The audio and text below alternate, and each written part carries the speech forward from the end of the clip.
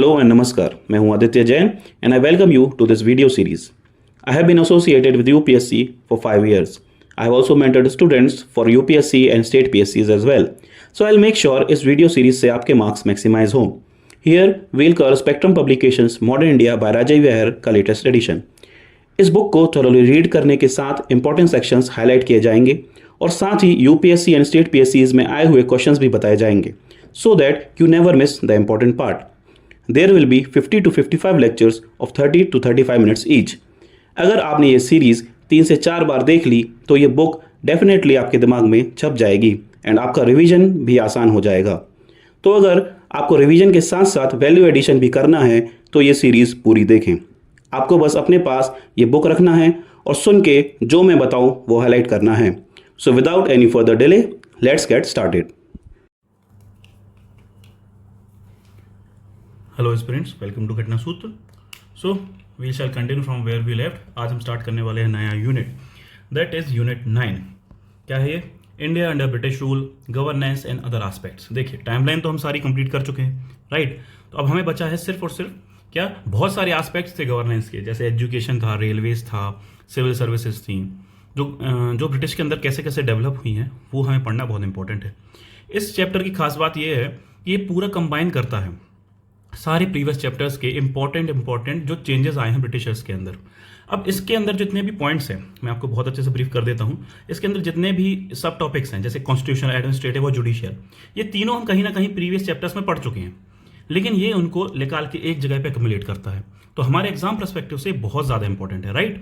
क्यों इंपॉर्टेंट है? क्योंकि हमें पूरे चैप्टर्स को गो थ्रू तो करना ही है, क्योंकि उसमें बहुत ज़्यादा मेजर फैक्ट्स दिए हैं और बहुत डिटेल में दिए हैं.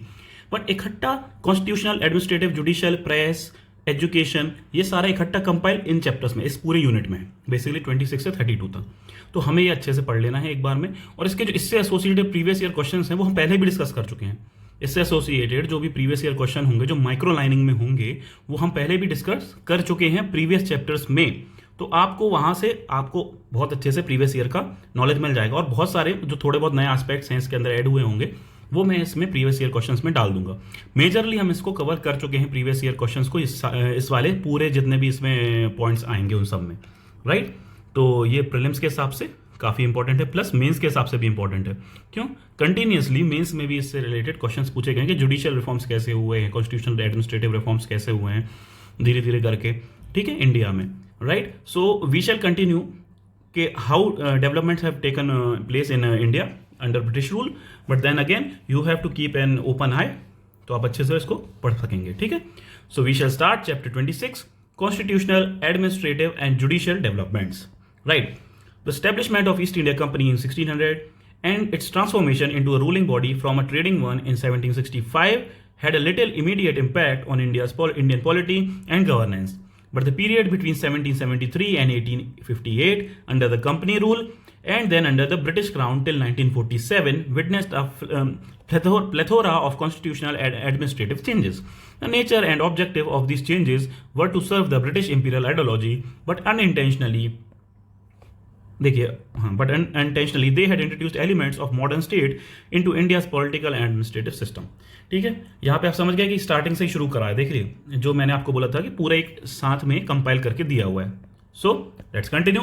कॉन्स्टिट्यूशनल डेवलपमेंट्स बिटवीन 1773 से 1858. ठीक है, after the battle of Buxar 1764 East India Company gots Diwani right to collect revenue of Bengal, Bihar and Orissa. An annual subsidy was to be paid to the Mughal Emperor Shah Alam II and an annual pension to the Nawab of Awadh, Sujauddaulah. The company appointed 2 Indians as the deputy Diwan, Muhammad Reza Khan for Bengal and Raja Sitab Rai for Bihar. 1767, the first intervention in the Indian affair by the British government came in 1767. It demanded 10% share in plunder, amounting to £4 million annually. 1765 से 72 तक क्या हुआ? The dual system of governance, ठीक है, the dual system of government where the company had the authority but no responsibility, authority but no responsibility, and its Indian representatives had all the responsibilities but no authority. Continued for 7 years. ठीक है, this period was characterized by rampant corruption among the servants of the company who made full use of private trading to enrich themselves. excessive revenue collection and oppression of the peasantry, the company's bankruptcy while the servants were flourishing. By now, the British government decided to regulate the company to bring some order into the business. From now, there would be a gradual increase in controlling laws. ठीक है, तो अब control करने पे इस time period के बाद 72 के बाद अब कंट्रोलिंग शुरू होगी, सेंट्रलाइजिंग थोड़ा सा शुरू होने वाली है। ठीक है, तो देखिए बैटल ऑफ बक्सर, दीवानी, और उसके बाद क्या हुआ था, ट्रीटी साइन हुई थी किस किस के बीच में, ये सारा प्रीवियस ईयर क्वेश्चन है, लेकिन हम वहां पर पढ़ चुके हैं कि नहीं?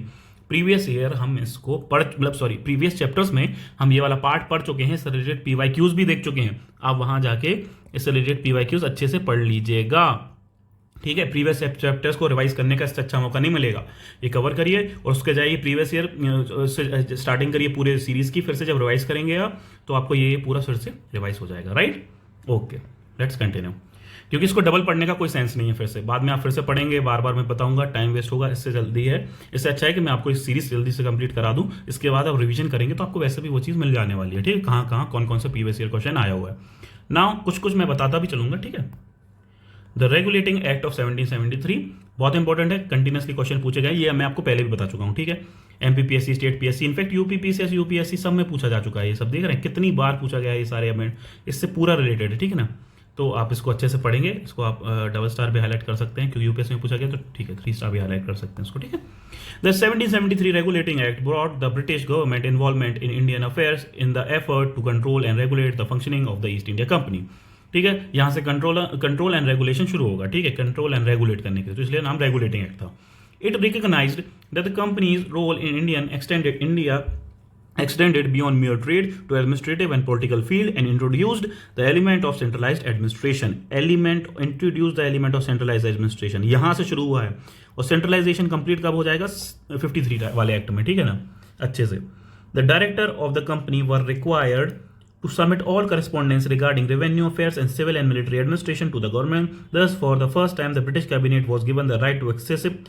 फर्स्ट टाइम क्या हुआ? फर्स्ट टाइम ये बताना होना चाहिए, फर्स्ट टाइम यहाँ पे क्या हुआ, फर्स्ट टाइम वहाँ पे क्या हुआ। ठीक है, first time the British cabinet was given the right to excessive control over Indian affairs in Bengal. The administration was to be carried out by the governor general and council consisting of 4 members representing civil and military government. They were important points है, they were required to function according to the majority rule. Warren Hastings and 4 other were named in act, later ones were be appointed by the company। ठीक है, उस time पे कौन थे? Warren Hastings, इसके बारे में क्वेश्चन पीछे पूछ चुका है इनके बारे में। ठीक है, कि रेगुलेटिंग एक्ट जब आया 1773 उस टाइम पे कौन थे। अब सुप्रीम कोर्ट, ये भी आ चुका है, प्रीवियस ईयर क्वेश्चन है। Supreme court of judicature, supreme court of judicature was to be established in Bengal. कहाँ पे? Bengal. With original and appellate jurisdiction, कौन कौन सा था? Original and appellate jurisdiction, where all subjects could seek redressal. In practice however, देखिए original appellate jurisdiction पता है ना आपको, ये पॉलिटी में भी आप पढ़ लोगे, हमारे एजुकेटर आपको अच्छे से पढ़ा देंगे। ठीक है, 2 जुरिसडिक्शन थे। इन practice however the supreme court had a debatable jurisdiction विज़ the council which created various problems. ठीक है, काउंसिल इसमें प्रॉब्लम क्रिएट कर रही थी, जुडिशरी तो एस्टैब्लिश कर दी गई थी। The governor general could exercise some powers over Bombay and Madras, again a vague provision which created many problems. ठीक है, the whole scheme was based on the check and balance पे थी। अमेंडमेंट क्या है 1781 में? ठीक है, the jurisdiction of Supreme Court was defined within Calcutta. It was to administer the personal laws of the defendant. The servants of the government were immune, देखिए government were immune if they did anything while discharging their duties. Social and religious usage of the subjects were to be honoured. ठीक है, ये important था कि government servants थे, जो governor general थे, council थी इनकी, वो कुछ भी एक्ट करेंगे ना अपनी ड्यूटी में, वो अगर लॉ को भी डिफाई कर रहा है तो कोई प्रॉब्लम नहीं है, ये इम्यूनिटी इसमें दे दी थी। ठीक है ना, सुप्रीम कोर्ट का जुरिसडिक्शन डिफाइन कर दिया गया था कैलकाटा के अंदर। ठीक है ना, पिट्स India Act of 1784 of course बहुत बार पूछा जा चुका है। ठीक है, The Pitt's India Act gave the British government a large measure of control over the company's affair. In fact, the company became a subordinate department of the state. Company became the subordinate department of the state. अब ये centralisation शुरू हो रहा है कि नहीं? धीरे धीरे स्टेट सेंट्रलाइजेशन क्या होता है? एक स्टेट या फिर जो सेंटर के अंदर एक पर्टिकुलर सेंटर हो, जैसे इंडिया में सेंट्रल गवर्नमेंट है, वो सेंटर है। ऐसे उस टाइम पे स्टेट मतलब कि जो स्टेट को एक state is not something that is a physical boundary, कि आप ये नहीं बोल सकते एमपी स्टेट है, यूपी स्टेट है, बिहार से फिर स्टेट है, वो स्टेट्स हैं लेकिन कंट्री के अंदर, सेंट्रल कंट्री के अंदर। But then again India is also a state, समझ रहे हैं ना? State is a representative term है ना, state is not just Indian state, it state is a representative term. तो स्टेट की डेफिनेशन अलग से दी हुई है, ये प्रीवियस क्वेश्चन भी पूछ चुके हैं ना पॉलिटी में, स्टेट की डेफिनेशन क्या है। ठीक है ना। तो आप उसके हिसाब से याद रखेंगे स्टेट की डेफिनेशन, ठीक है। पूरा एक फिजिकल मास भी एक स्टेट हो सकता है। तो एक सेंट्रलाइजेशन टेंडेंसी है। यहाँ पे स्टेट की बात कर रहे हैं तो ब्रिटिश पैरामाउंसी की बात कर रहे हैं, ठीक है, याद रखेंगे। The companies territory in India were termed British possessions first time, कब? पिट्स इंडिया एक्ट में कंपनीज जो भी कंपनी का पोजेशन था वो ब्रिटिश पोजेशन इन इंडिया बोला गया पहली बार। The government's control over the company's affair was greatly extended. A board of control consisting of the Chancellor of Exchequer's, Secretary of State, 4 members of the Privy Council to be appointed by the Crown were to exercise control over the company's civil, military and revenue board. किस पे? Civil, military and revenue affairs. All dispatches were to be approved by the board. Thus, a dual system of control was set up. यहाँ पे dual system of control आया, board of control, court of director. ठीक है, 2 बनाए गए थे। ये polity में भी आप कई बार पढ़ते हुए वाले एक्ट्स है ना, लक्ष्मीकांत के फर्स्ट चैप्टर में यही दिया हुआ है। In India the governor general was to have a council of 3 including the commander in chief and the presidencies of Bombay and Madras, ठीक है, were made subordinate to the governor general, ठीक है, commander in chief and presidencies of Bombay and Madras. तो ये क्या है, governor general के अंदर गवर्नर जनरल काउंसिल बनी थी, ठीक है, बेसिकली गवर्नर जनरल काउंसिल को ऐसे बढ़ाया गया था। A general prohibition was placed on aggressive wars and treaties breached often, ठीक है। द एक्ट ऑफ 1786, ठीक है, ये भी पूछा गया है ऑफकोर्स पहले भी। कॉर्नवालिस थे इस टाइम पे, wanted to have a power of both governor general and the commander in chief, ठीक है, गवर्नर इन चीफ और गवर्नर जनरल दोनों की पावर चाहिए थी। The new act considered this demand and also gave him the power. तो किस act के अंदर गवर्नर जनरल कॉर्नवालिस को गवर्नर जनरल और कमांडर इन चीफ की पावर मिली? वो था act of 1786। Cornwallis was allowed to override the councils decision, देखिए क्या था, ओवरराइड द काउंसिल्स डिसीजन, ये पूछा गया है, ठीक है। ये सारे बहुत, हर एक्ट ऑफकोर्स हर एक्ट किसी न किसी एग्जाम में पूछे गए हैं, ठीक है ना, तो आपको उस हिसाब से पढ़ना है। Cornwallis was allowed to override the council's decision if he owed the responsibility for the discussion. Later, this provision was extended to all the governor generals, ठीक है। अब पढ़ेंगे आगे चार्टर एक्ट ऑफ 1793, बहुत इंपॉर्टेंट है, यूपीएससी में, state PSC में continuously पूछा जाता रहता है। The act renewed the companies commercial privileges for the next 20 years, बहुत इंपॉर्टेंट है। नेक्स्ट रिन्यू हो गया था 20 ईयर्स के लिए कंपनी का commercial privileges. Company after paying a necessary expense, interest, dividend, salary etcetera from the Indian revenues was to pay 5 lakh pounds annually to the British government. The royal approval was mandated for the appointment of governor general, the governor and the commander in chief. The senior officials of the company were debarred from leaving India without permission. Debarred from leaving India without permission. Doing so was treated as resignation. The company was empowered to give license to individuals as well as companies' employees to trade in India. The license, known as privileges or country trade, paved the way for shipment of opium to China. The revenue administration was separated from judiciary function. ये पूछा गया है, ठीक है ना, यही था UPSC question. Revenue administration और जुडिशरी फंक्शन को किस में अलग किया गया है? This led to disappearing of माल अदालत, ठीक है ना, माल अदालत यहाँ पे खत्म हो गई। ये यूपीएससी क्वेश्चन था, रेवेन्यू एडमिनिस्ट्रेशन को जुडिशरी से अलग कर दिया गया है, तो ये माल अदालत खत्म हो गई। The home government member to be paid out of Indian revenues which continue till 1919, ठीक है ना। अब देखते हैं चार्टर एक्ट ऑफ 1813, ठीक है, इंपॉर्टेंट है ऑफकोर्स एग्जाम परस्पेक्टिव से। In England the business interest were pressing for an end to the company's monopoly over trade in India because of a spread of laissez faire and the commercial and the continental system by Napoleon, by which European ports were closed for Britain. 1813 Act sought to redress these grievances.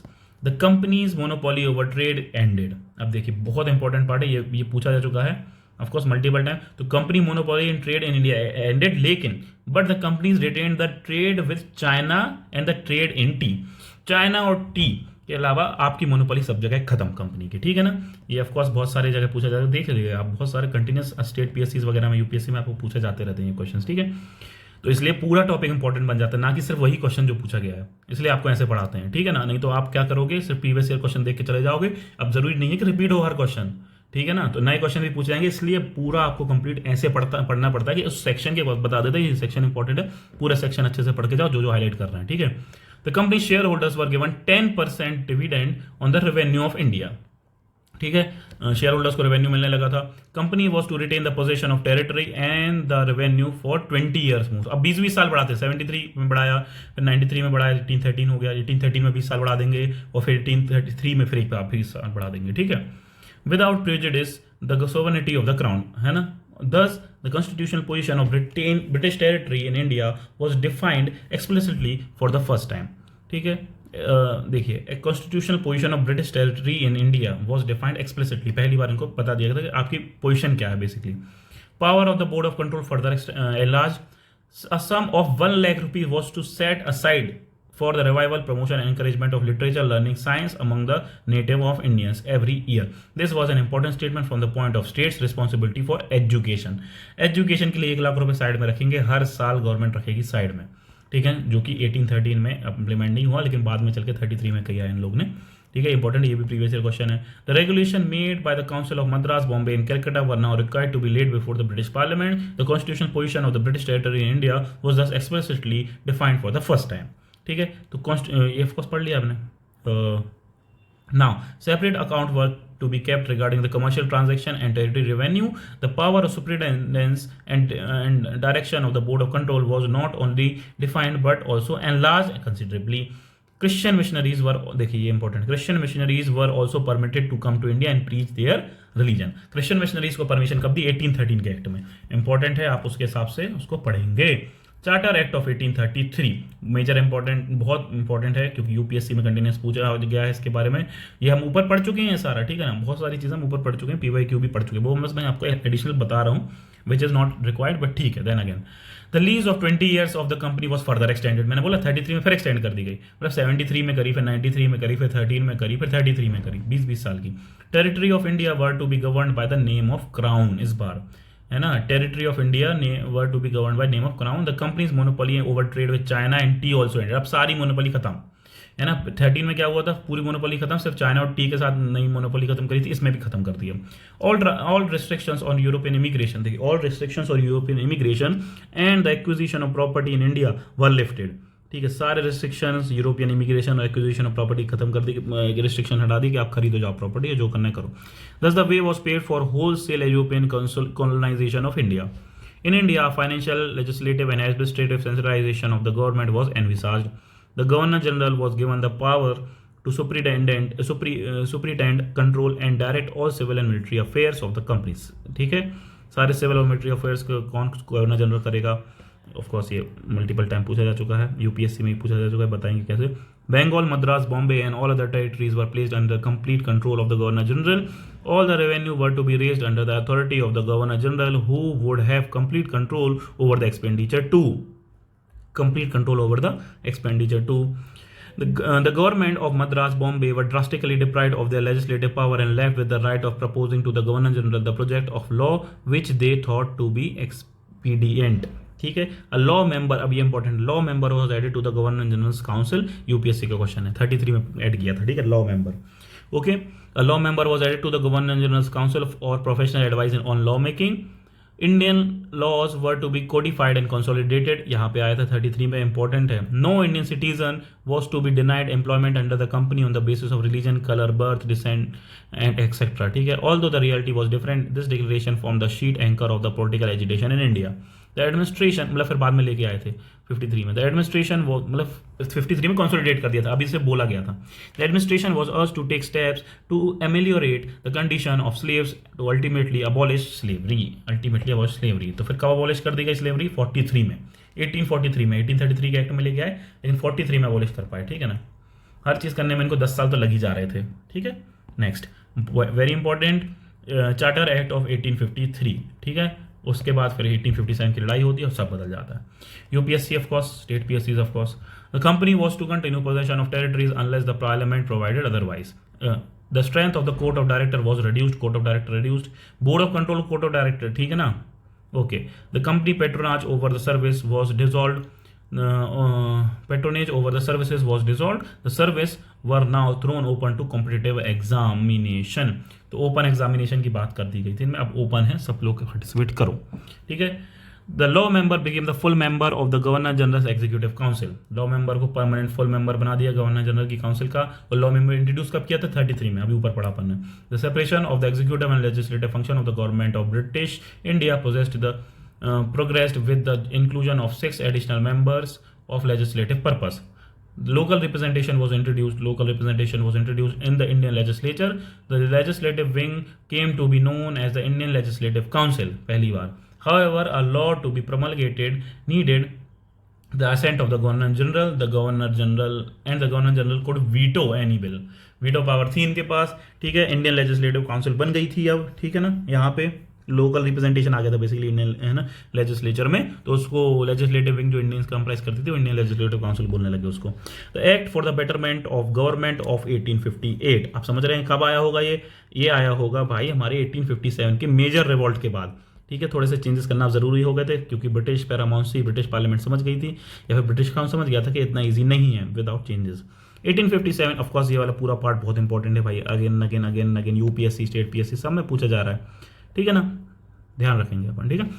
1857 revolt had, इसलिए 3 star ऊपर ही mark कर दिया, पूरा important है, जो government में constitutional changes आए पूरा 3 स्टार है।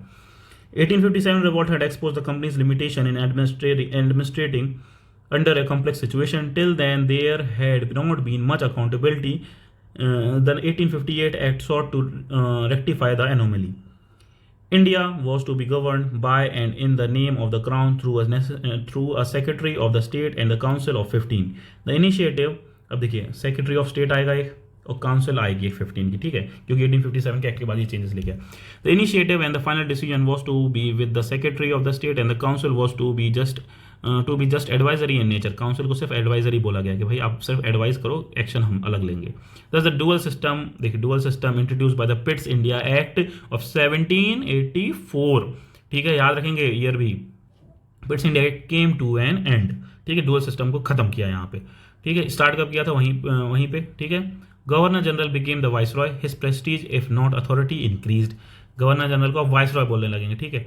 तो पहले आप याद रखेंगे, पहले गवर्नर जनरल ऑफ किसी भी स्टेट को, गवर्नर ऑफ किसी भी स्टेट को गवर्नर जनरल ऑफ किसी भी स्टेट बोलने लगे थे 73 में, ठीक है। उसके बाद आया भाई 13 या 33 का एक्ट आया, उसमें गवर्नर जनरल ऑफ इंडिया बोलने लगे, ठीक है। उसके बाद फिर वाइसरॉय कब बोलने लगे, 1858 में, ठीक है। ये सब आप पॉलिटी में अच्छे से ज़्यादा पढ़ लोगे। The assumption of the power of the crown was one of the formality rather than the substance. It gave a decent burial to an already dead horse, the company's administration.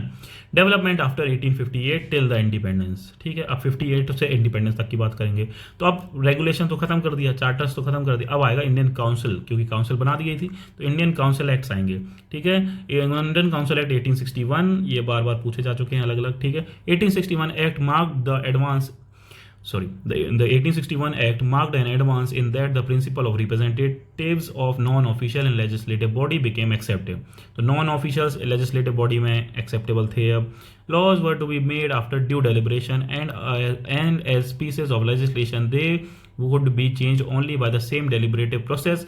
Lawmaking was thus no longer seen as an exclusive business of the executive.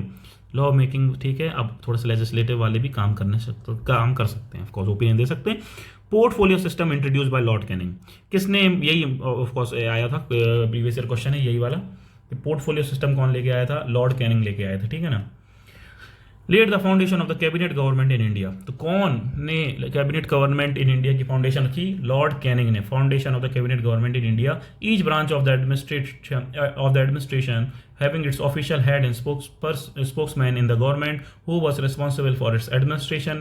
The act by vesting legislative power in the government of Bombay and Madras and by making provision for the institution of similar legislative council in other provinces laid the foundation of the legislative devolution. अब यहाँ से 61 से devolution शुरू होने वाला है, 58 से ही शुरू हो गया था वैसे तो, अब धीरे धीरे डिसेंट्रलाइजेशन तक बढ़ेगा और कंप्लीट हो जाएगा 1935 के गवर्नमेंट ऑफ इंडिया एक्ट में. However, the Legislative Council established by the Act of 1861 possessed no real power and had many weaknesses. The councils could not discuss important matters and no financial matters at all without the previous approval of the government. They had no control over budget. They could not discuss executive action. Final phasing of the bill needed viceroy's approval. Finally, of course जैसे अभी president में होता है final approval कई चीज़ों में. Even if approved by the viceroy the secretary of the state code disallow. देख रहे हैं, वाइसरॉय के पास चला भी गया तो secretary of the state code disallow legislation.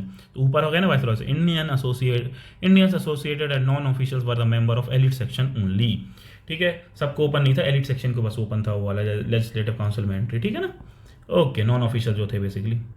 अब बढ़ते हैं आगे. Indian Council Act of 1892.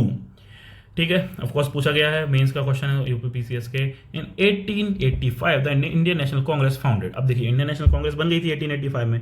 अब तो ऑफकोर्स लेजिस्लेशन लाना है, क्योंकि चेंजेस लाने हैं, क्योंकि अब मुश्किल हो जाएगा इनको गवर्न करना, क्योंकि अब पॉलिटिकल एजिटेशन की बारी आने लगी है। ठीक है, इंडियन नेशनल कांग्रेस कब बनी? 1885 में। The Congress saw reforms of the council as a root of all other reforms. It was in response to the Congress demand that the legislative council be expanded, that the number of non official members was increased both in central and provincial legislative council by the Indian council act of 1892. तो legislative council को expand किया गया, non official member increase हो गए। कहाँ पे? Central and provincial legislative council में। ठीक है, ये पढ़ा दिया आपको। Legislative council of the governor general और the Indian legislative council as it came to be known was enlarged. Legislative council या फिर इंडियन लेजिस्लेटिव काउंसिल एनलार्ज करी गई। University, district board, municipality, zamindars, trade bodies and chambers of commerce were empowered to recommend members to the provincial council. Thus was introduced the principle of representation. Though the term election was firmly avoided in an act, देखिए election was firmly avoided in an act, an element of indirect election was accepted in the selection of some of the non-official members. ठीक है, थोड़े non official members के selected franchise होगी। Selected franchise समझते हैं ना, कि सबको वोट करने का मौका नहीं मिलेगा, कुछ चुने चुने एलिट लोगों को बस। फिर आगे चल के open franchise, adult franchise, universal adult franchise की बात करी गई, फिर आगे चल के हमको मिली of course. The members of the legislature were now entitled to express their views upon financial statement, which were henceforth to be made on the floor of the legislature. They could also put questions within certain limits to the executive on a matter of public interest after giving 6 days notice.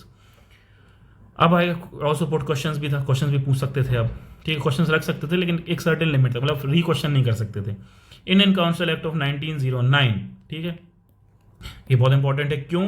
क्योंकि ये UPSC वगैरह में बहुत बार पूछा गया। क्यों? क्योंकि इसको बोलते हैं Morley Minto reform, the popularly known as Morley Minto reform. The act made the first attempt to bring an representative and a popular element or in the governance of the country. The strength of the Imperial Legislative Council was increased. Imperial Legislative Council की strength को बढ़ाया गया। With regards to the central government, an Indian member was taken for the first time in the executive. Indian member first time आया executive council of the governor general में, जो कि executive council जो थी उसमें पहली बार आया वो थे Satyendra Prasad Sinha, was the first Indian to join the governor general's viceroy या फिर वाइसरॉयज एग्जीक्यूटिव काउंसिल। बहुत इंपॉर्टेंट है, ये पूछा जा चुका है। ठीक, ऑफकोर्स पूछा जा चुका है। ठीक है, बहुत इंपॉर्टेंट। सत्येंद्र प्रसाद सिन्हा थे। ठीक है, कौन थे? First Indian member in the executive council of governor general. ठीक है, गवर्नर जनरल के एग्जीक्यूटिव काउंसिल में। The member of the provincial executive council was an increased power of the legislative council, both central and provincial were increased. Under this act the real power remained with the government and the council were left with no function but criticism. Real power कहाँ पे रही? Government के पास। ठीक है, the introduction of the separate electorate for Muslim. अब देखो separate electorate introduce किया गया Muslim, created new big problem. ये सब हम पढ़ चुके हैं ना, सारा पढ़ चुके हैं, इसके रिलेटेड पीवाईक्यू भी देख चुके हैं, हम बस रिवाइज कर रहे हैं एक प्रकार से, समझ लीजिए, बस इकट्ठा पढ़ रहे हैं जो बेसिक आइडिया मैंने चैप्टर के स्टार्टिंग में बताया। Beside the separate electorate for the Muslim representation in excess of their population strength was accorded to the Muslims. Also, the income qualification for the Muslim voters, income qualification जो थी voters was kept lower than that of Hindus. The system of election was very indirect, है ना। Thus, representation of the people at large remained remote for and unreal. ठीक है, ज़्यादा representation नहीं हो पाई क्योंकि इनडायरेक्ट था इलेक्शन और लिमिटेड फ्रेंचाइज थी। Government of India act 1919 again very important क्योंकि इसको बोलते हैं Montague James for the reforms. ये सब प्रीवियस ईयर क्वेश्चन है, ये सारा जो दिख रहा है आपको बाइकैमरल लेजिस्लेचर, इसके प्रोविजंस और यूपीएससी में स्टेट पीएससी में कंटिन्यूस पूछा जाता है। This act was based on what was popularly known as the Montague James for the reforms. James Ford reforms. In August 1917, the British government for the first time declared that its objective was to gradually introduce responsible government in India, but as an integral part of the British Empire. ठीक है, क्या था? Introduce responsible government in India, लेकिन हम government तो दे देंगे आपको, लेकिन ब्रिटिश एम्पायर के अधीन रहना पड़ेगा आप सभी को। The act of 1919 clarified that there would be only a gradual development of self government in governing institutions in India and that the British parliament and not self determination of the people of India would determine the time and manner of each step along the path of the constitutional progress. Under 1919 Act, the Indian Legislative Council at the center was replaced by bicameral system. ठीक है, अब ये देखिए, Indian legislative council at the centre को bicameral system में convert कर दिया गया, consisting of A council of state, एक तो काउंसिल ऑफ स्टेट जिसको अपर हाउस बोलते हैं आज भी हम, एंड लेजिस्लेटिव असेंबली जिसको हम लोअर हाउस बोलते हैं, जिसको हम लोकसभा बोलते हैं आज, ठीक है ना। अपर स्टेट को राज्यसभा, लोअर स्टेट को लोकसभा बोलते हैं आज के टाइम पे, लेकिन उस टाइम पे उसको बोलते थे council of state upper house को, और लेजिस्लेटिव असेंबली लोअर हाउस को। Each house was to have a majority of members who were directly elected, ठीक है। मेजोरिटी किसकी होगी भाई, मेजोरिटी होगी डायरेक्टली इलेक्टेड वालों की। So direct election was introduced, direct election कब आया, इंट्रोड्यूस हो गया अब। तो though the franchise was much restricted being based on qualification, property tax and education. Franchise कम थी, प्रॉपर्टी जिसकी ज़्यादा हो, टैक्स ज़्यादा भरता हो, एजुकेशन जिसकी ज़्यादा, उसे उन्हीं को वोट करने मिलेगा, पहले यही था, ठीक है ना। ओके, ठीक है, इसको पढ़ते हैं। The principle of communal representation was extended, communal representation extended, separate electorate for Sikh, Christians and Anglo Indians 1919 में। पहले मुस्लिम्स को मिला था, अब सिख को मिला कि क्रिश्चियन, एंग्लो इंडियंस बिसाइड मुस्लिम, मतलब उनको अलावा भी। झारखंड पीएससी में, राजस्थान पीएससी में, बिहार पीएससी में, यूपी पीसीएस में, उत्तराखंड अगेन, अलग अलग साल में अलग अलग ये पूरे टॉपिक से पूछे गए। द एक्ट इंट्रोड्यूस डायरार्की, बहुत इंपॉर्टेंट, ये पूछा गया, बहुत इंपॉर्टेंट है ये। डायरार्की किस एक्ट में इंट्रोड्यूस हुई है भाई, डायरार्की आपको पता होना चाहिए, 1919 के एक्ट में डायरार्की इंट्रोड्यूस हुई है, और ये क्या बोलते हैं, बाइकैमरल सिस्टम भी उसी टाइम पे, ठीक है ना। ओके, इन द प्रोवेंसेस कब आई, इन द प्रोवेंस आई डायरार्की इन द प्रोवेंस, क्या बोलते हैं उसको, bicameral system in the centre, which indeed was a substantial step towards transfer of power to the Indian people. The provincial legislature was to consist of one house only. Province में एक ही house होगा, दो नहीं होंगे, ठीक है ना, जैसे that is legislative council. The act separated for the first time the provincial and central budget, ठीक है, separated provincial and central budget with provincial legislature being authorised to make their budget. High, कौन बनाएगा budget उनका, provincial legislature खुद। High commissioner for India was appointed, who was to take, high commissioner was appointed who was to hold his office in London for 6 years के लिए, and whose duty was to look after the Indian trade in Europe. Some of these functions hitherto performed by the Secretary of the State for the Indians were transferred to the High Commissioner. Secretary of State of India, who used to get his pay from the Indian revenues, was now to be paid by British exchequers, ठीक है। Secretary of state now paid by British exchequers, thus undoing the injustice of the Charter Act of 1793. Charter Act 1793 में बोला गया था कि आप जो भी ब्रिटिश ऑफिसर्स वगैरह जो काम कर रहे हैं ना, इसमें मेजर जो सेक्रेटरी ऑफ स्टेट है वो इंडियन एक्सचेकर से जाएंगे, लेकिन अब इसको 1919 के एक्ट में रेक्टिफाई करके चेंज कर दिया गया था, ठीक है। Though Indian leaders for the first time got some administrative experience in the constitutional step up under this act, there was no fulfillment of the demand of responsible government. Though a measure of power devolved on the provinces with demarcation of the subject between the center and the provinces, the structure continued to be unitary and centralized. Hierarchy in the provincial sector failed. The central legislature, though was more The central legislature, though more representative than the previous legislative council, and endowed for the first time the power to vote supplies and no power to replace the government, and even its power in the field of the legislature and financial control were limited and subject to the overriding power of the Governor General.